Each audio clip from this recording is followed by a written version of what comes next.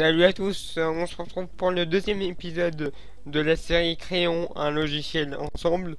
Alors, dans ce deuxième épisode, on va se charger de la fenêtre qui permet de lire un livre.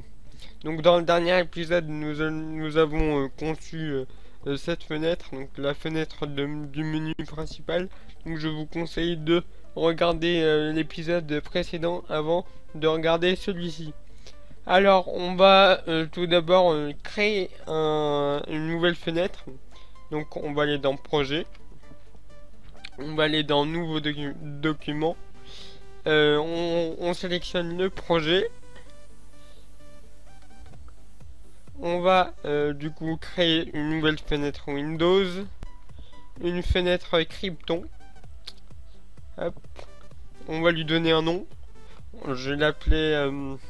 voilà, on va faire terminer et on va créer la fenêtre.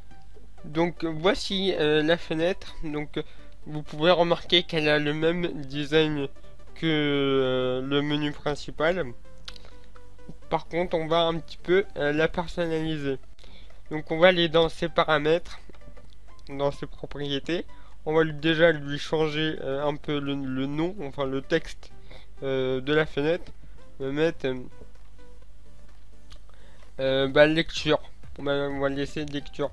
Alors ce qu'on va faire, j'ai une petite idée, c'est que quand on va ouvrir un livre, et ben en fait il y aura le titre de la fenêtre, ce sera lecture et deux petits points, et il y aura le nom du livre. Voilà.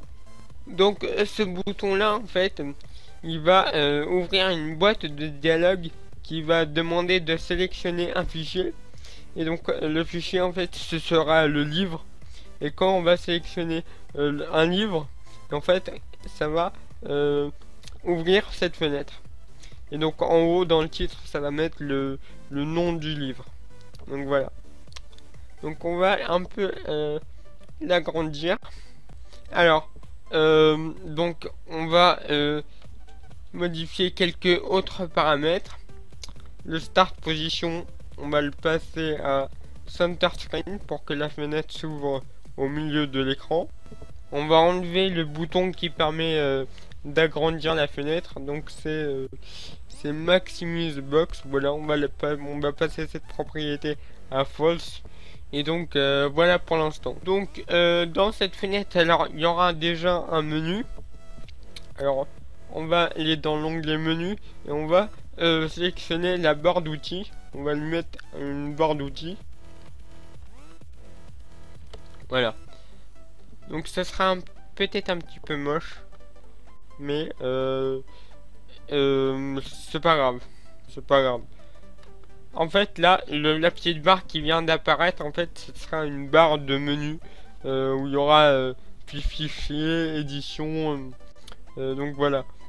Donc qui permettra d'ouvrir un autre livre si jamais on veut ouvrir un autre livre, ou alors retourner dans le menu principal par exemple. Donc on va changer le nom de ce menu. On va le mettre menu, on va l'appeler menu tout simplement. Il y a quoi d'autre? Alors j'ai jamais utilisé ce menu, je vais découvrir ça avec vous. On va plutôt ajouter des splice boutons. Alors des splice buttons, en fait c'est ce qui va permettre de mettre comme un menu contextuel en fait. En fait quand on va cliquer dessus ça va faire dérouler un menu. Donc voilà. Alors donc ce splice du bouton on va le renommer. On va le nommer BT fichier. Voilà. Donc la propriété texte on va le mettre fichier par exemple. On va changer la propriété display style et on va la placer, on va le mettre en mode texte. Comme ça on affiche que le texte en fait du bouton. Voilà.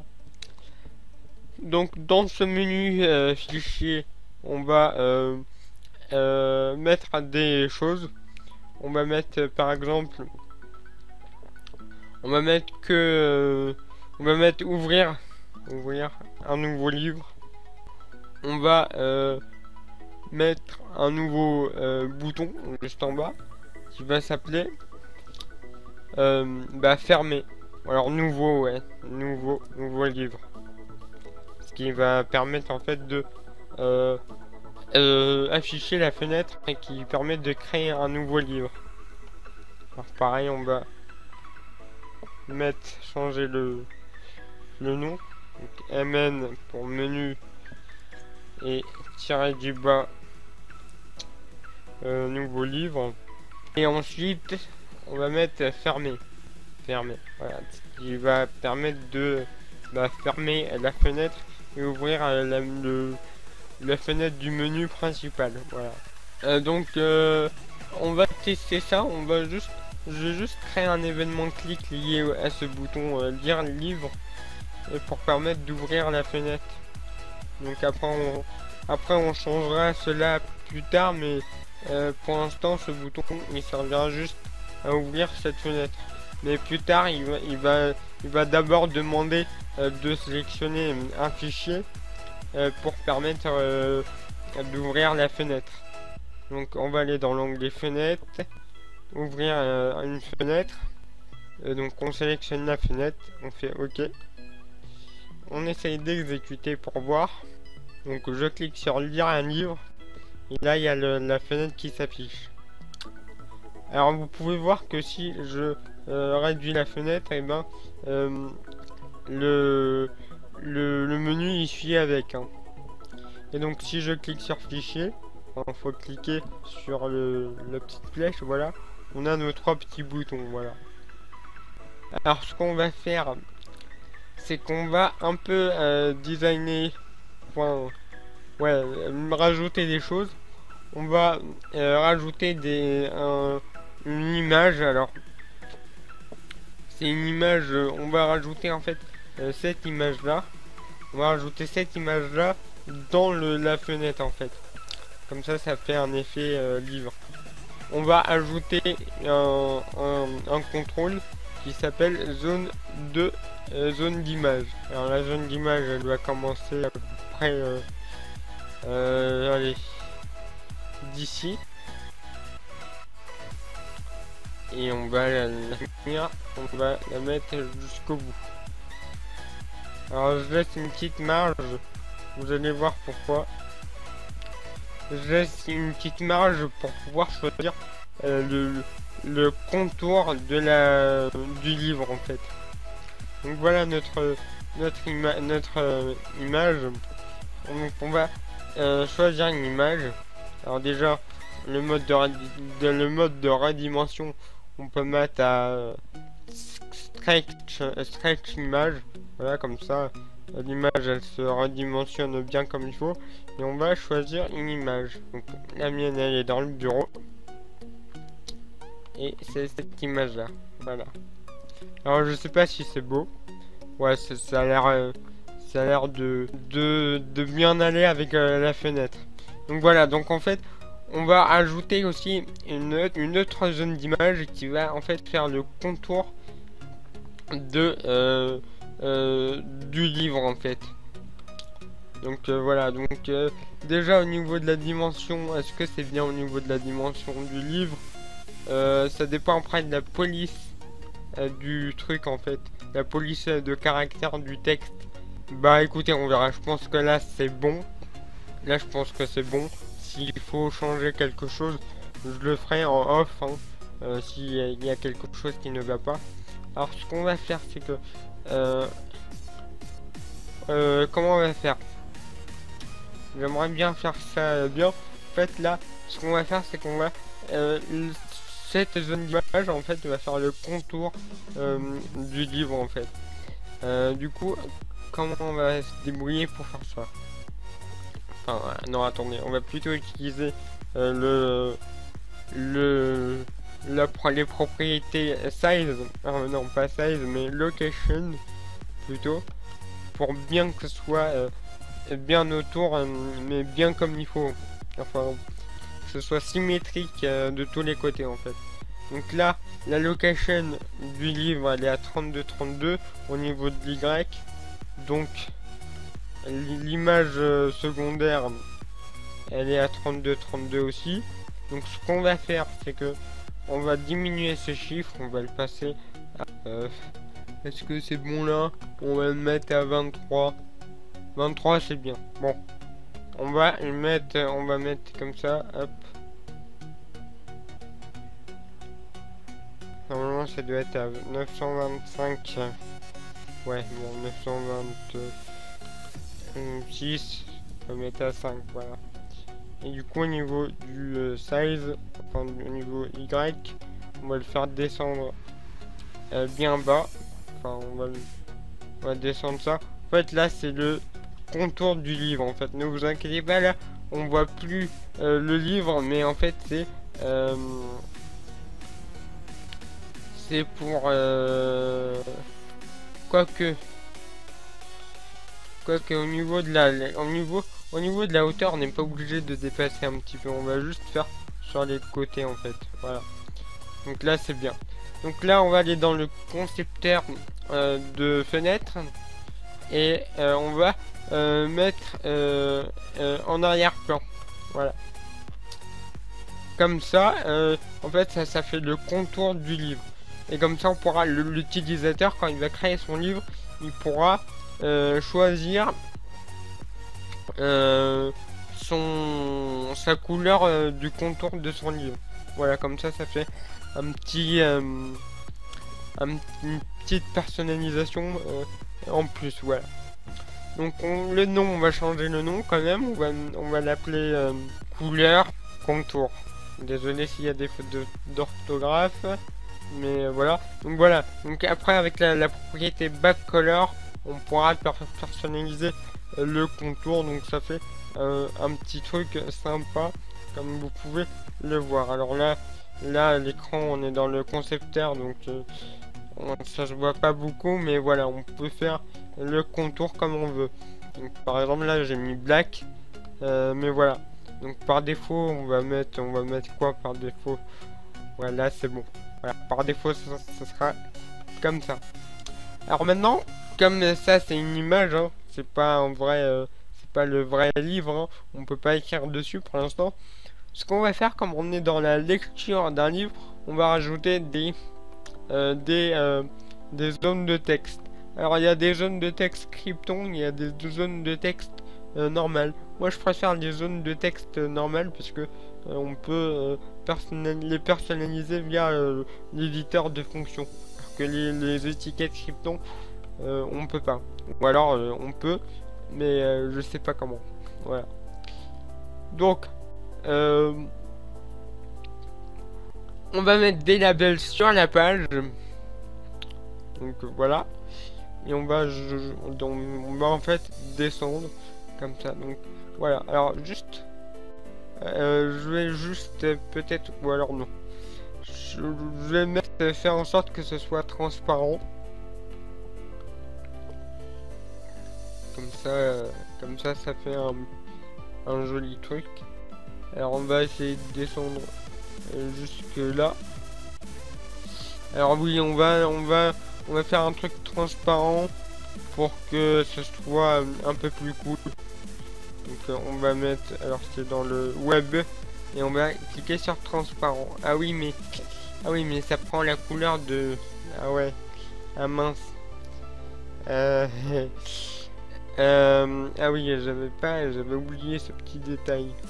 Bah du coup on va essayer de choisir une couleur proche. Bon, voilà, alors en fait là, comme il y a un dégradé sur l'image du livre, en fait j'ai trouvé la bonne couleur, mais sauf que comme il y a un dégradé, et ben on voit que c'est pas, il y a quelque chose de pas normal.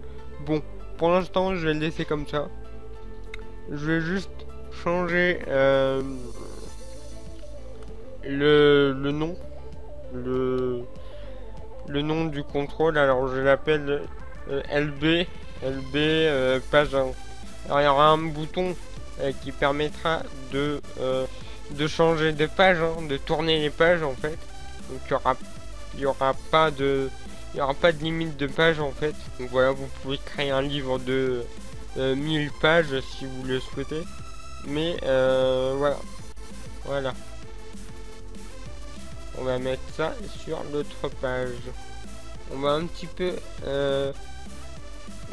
nous laisser un peu de la marge ici pour en fait mettre un label qui permettra de donner le numéro de la page en fait, comme dans les livres, comme dans les vrais livres. Voilà. Donc on va prendre une étiquette, ou alors je fais copier-coller. Non, je vais prendre une nouvelle label. On va essayer de changer la marge. On va faire en sorte que le texte soit au milieu du contrôle. Voilà. Et on va le mettre au milieu du livre aussi. Et là, ce qu'on va faire, c'est qu'on va copier ça. On va le mettre au premier plan. Et on va le mettre sur la deuxième page. Alors, je sais pas si ça fera bien. Et on va lui donner un nom. On va changer le numéro de la page. Donc, ça sera 2. Alors, ça sera là pour l'instant, je mets 1 et 2. Hein. Mais quand vous allez tourner 2 pages, en fait, ça va afficher le numéro de la page de votre livre. Hein. Donc maintenant, ce qu'il nous reste à faire, c'est des boutons qui va nous permettre de changer les pages, en fait, de tourner les pages. Donc pour cela, ce qu'on va faire, alors j'hésite à les mettre soit en haut, soit en bas. On va plutôt les mettre en bas, parce que généralement dans la vraie vie, quand vous tournez la page, vous prenez plutôt le coin inférieur droit. Donc on va plutôt le mettre en bas. Donc on va chercher des boutons. Alors, on va prendre des boutons Krypton. Alors on va juste mettre une petite flèche, hein, pour dire que si on veut tourner la page, ou alors on met précédent, suivant. Non, on va mettre des flèches.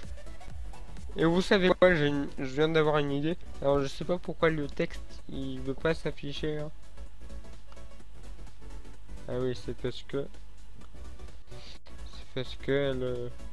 le truc il est encore trop petit. Okay. Vous savez quoi, on va aussi laisser une petite marge du coup pour mettre un petit sélecteur numérique qui va en fait permettre directement de taper le numéro de la page et en fait ça va afficher la page en fait. Alors il y aura le problème de page paire, page impaire, mais bon, c'est pas grave, on va trouver des solutions. Voilà. Et ce qu'on va faire, c'est qu'on va laisser un petit peu encore de la marge. On va faire copier coller, donc CTRL V, on va le mettre au premier plan et on va le mettre ici. Voilà. Donc on va mettre les flèches inversées en fait. Voilà. Donc pour dire que c'est le bouton qui permet de passer à la page suivante. Mettez suivant. Voilà. Et ce qu'on va faire, c'est qu'on va mettre un sélecteur numérique Krypton qui va nous permettre de sélectionner directement la page en fait et qu'on puisse tourner, aller vers la page qu'on souhaite. Donc le sélecteur numérique Krypton, il est où? Voilà, zone de saisie numérique. Voilà. Donc vous voyez que tout a le même style que, enfin le style rouge là avec des bordures blancs. Donc voilà, donc c'est le point positif, enfin la puissance et le point positif d'utiliser les Krypton. Alors la value, la value 0, on va laisser la value 0. Ah oui aussi on doit mettre la couverture, c'est vrai, j'avais complètement oublié ça. On va créer un groupe. Alors un groupe c'est en fait une comment vous expliquer ça, c'est un conteneur en fait, c'est un conteneur qui va contenir le livre en fait. En fait là, comme je vais faire la couverture du livre, donc pour qu'on puisse voir la couverture de livre en premier, faut que le livre soit invisible, donc ce qui va nous permettre de voir la couverture. Et une fois qu'on est passé à la page 1, et ben la couverture disparaît et le livre apparaît. Donc pour cela, comme on a plein de composants, là vous avez vu, j'ai 2 labels, le livre, j'ai 2 images là et l'image de background. Comme c'est long de faire toi tu seras invisible, toi aussi, ce qu'on va faire c'est qu'on va créer un groupe, et ce groupe là on va lui dire tu seras invisible, et du coup tout le livre sera invisible. Bon, je sais pas si vous m'avez compris, mais voilà. Donc pas un groupe mais plutôt un panneau. Voilà.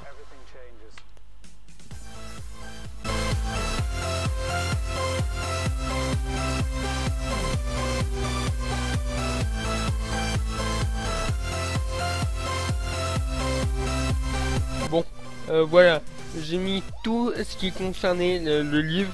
En fait, bah, l'arrière-plan du livre, le livre en lui-même, l'image qu'on a ajoutée tout à l'heure, les 2 labels là, et les 2 labels en bas aussi, tout ça sont dans le même groupe qu'on va appeler groupe livre. Voilà.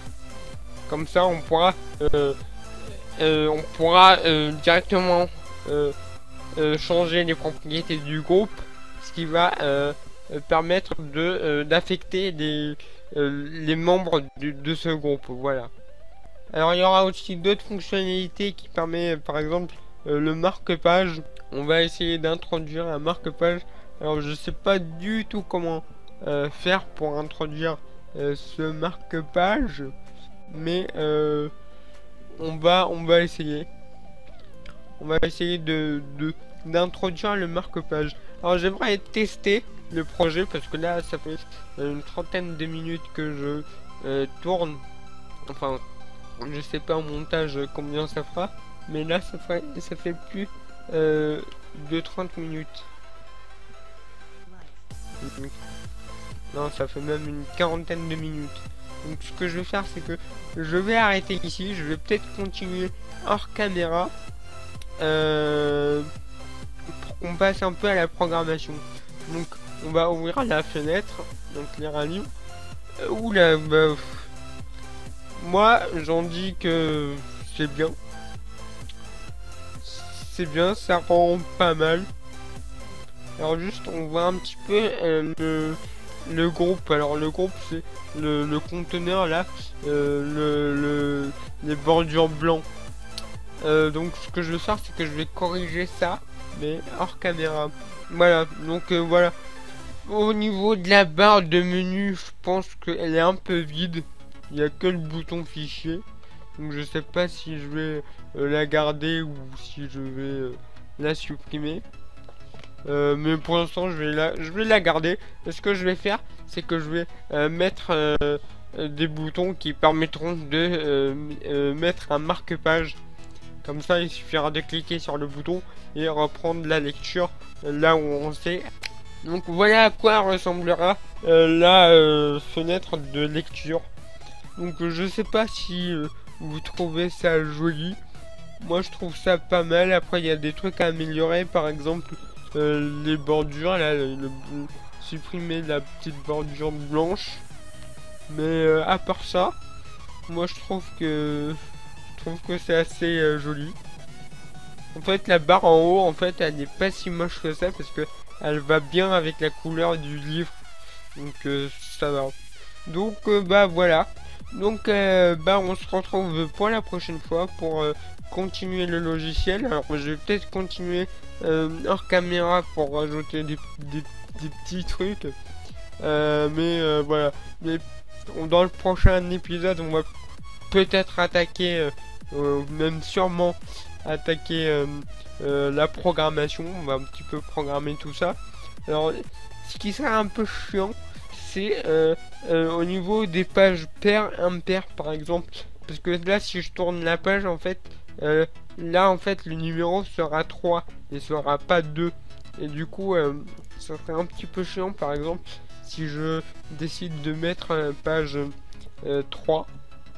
Et ça sera un peu chiant parce que du coup la page 3 elle va s'afficher bah, peut-être à droite, peut-être à gauche. Ou alors si je sélectionne la page 4, imaginons, et normalement elle doit s'afficher à droite. Et j'ai peur qu'elle s'affiche à gauche. Donc il faudrait que je trouve un algorithme qui permet de d'afficher les pages impaires à gauche et les pages paires à droite. Donc faut que je réfléchisse à ça. Donc voilà. Mais en attendant, merci à vous. Donc n'hésitez pas à liker la vidéo, à partager la vidéo, ça me fera extrêmement plaisir. Ça me permet aussi d'évoluer si vous partagez, si vous faites, si vous faisiez connaître la chaîne à vos proches. Donc voilà, n'hésitez pas à vous abonner si ce n'est pas encore déjà fait. Et sur ce, je vous retrouve dans la prochaine vidéo pour continuer sur le logiciel. Donc voilà, donc merci à vous et à la prochaine. Allez, ciao.